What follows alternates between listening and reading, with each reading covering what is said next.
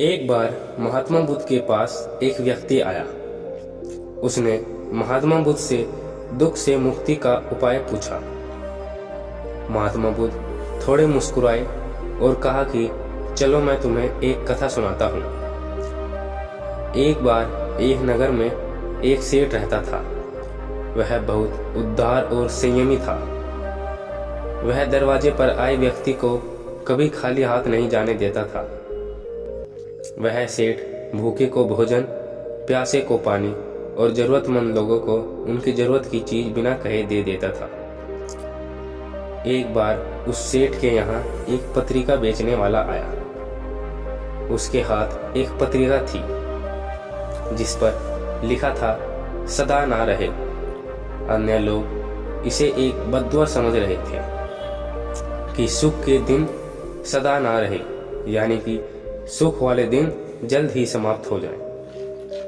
परंतु उस सेठ ने इस बद्दुआ को भी बड़े प्रेम से खरीद लिया और उसे अपनी पगड़ी में डाल दिया।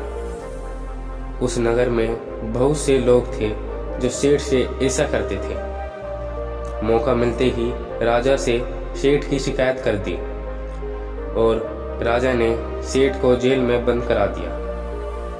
जब जेल में रहते रहते सेठ को बहुत वक्त हो गया, तब सेठ ने गलती से अपनी पगड़ी पर हाथ घुमाया। वह पत्रिका उसके हाथ में आ गई जिस पर लिखा था सदा ना रहे। सेठ यह देखकर बहुत जोर जोर से हंसने लगा।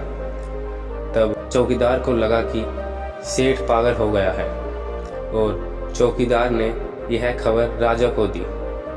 राजा वहां तुरंत ही आ गया और देखा कि सेठ बहुत जोर जोर से हंस रहा है। सबने सेठ से पूछा, आप इस तरह क्यों हंस रहे हैं? सेठ ने सारी बात बता दी। उसने कहा, स्वामी, सुख और दुख के दिन सदैव बदलते रहते हैं। सुख और दुख तो जीवन के दो पहलू हैं। अगर आज दुख है तो कल सुख है। यह सुनकर राजा को बोध हो गया और उसने सेठ को जेल से रिहा करा दिया। सेठ आनंद से अपने घर में रहने लगा, क्योंकि उसे अब बोध हो गया था कि सुख के साथ दुख के दिन भी हमेशा नहीं रहते। बुद्ध के मुंह से यह कथा सुनकर उस व्यक्ति के मन को शांति मिली और वह प्रसन्न होकर घर चला